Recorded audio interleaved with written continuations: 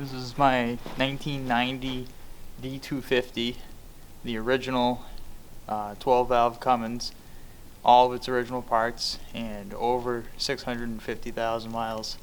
Hasn't been started in about a month, and usually has a pretty obnoxious cold start. We'll see what it does today.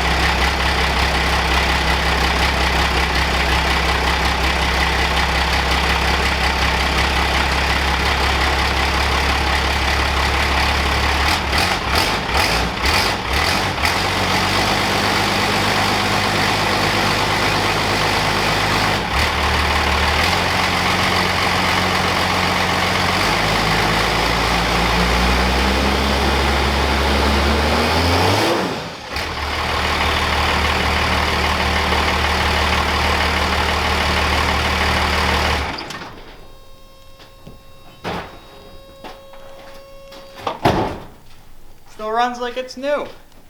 I don't even know why they make new trucks.